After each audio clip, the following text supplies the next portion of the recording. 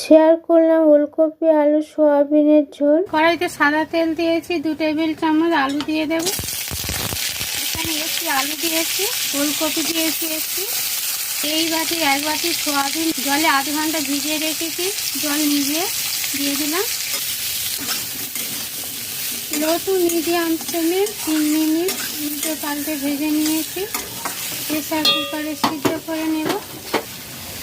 Half আটি পালং শাক 2 টুকরো করে কেটে ধুয়ে পরিষ্কার করে নিয়েছি, দিয়ে দিলাম। মেজারমেন্ট কাপের 1 কাপ জল দিয়েছি। লো টু মিডিয়াম ফ্লেমে একটি সিটি দিয়ে সিদ্ধ করে নেব।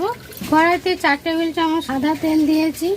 হিং, শুকনো লঙ্কা, 5 ফোড়ন সামান্য পরিমাণ 10 সেকেন্ড ভেজে নিয়েছি। হাফ চা চামচ হলুদ গুঁড়ো, হাফ চা চামচ লঙ্কার গুঁড়ো, জিরা ধনের গুঁড়ো 1 চা চামচ, সিদ্ধ সবজি জল সমেত দিয়ে দেব।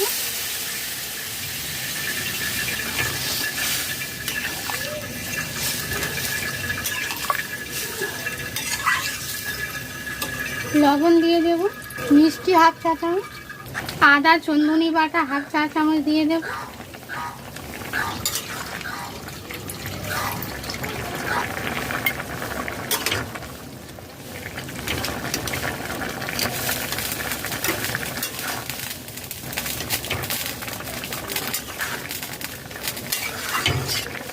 সবজি একটু খুন্তি দিয়ে ভেঙে দিলাম।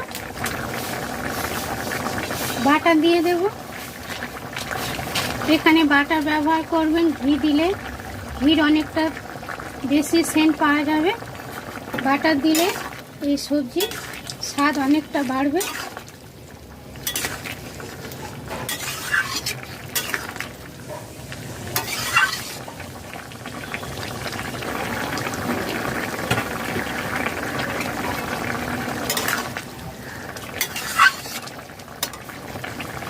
লো টু মিডিয়াম ফ্লেমে সবজি দিয়ে 4 মিনিট ফুটিয়ে নিয়েছি।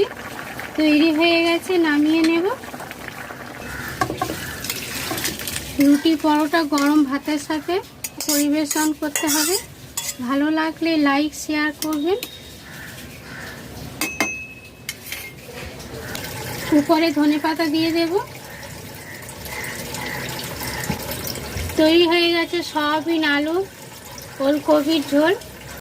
নতুন বন্ধুরা সাবস্ক্রাইব করবেন রান্নাবান্না তমালিকা চ্যানেল। ফেসবুক থেকে দেখলে ফলো করবেন।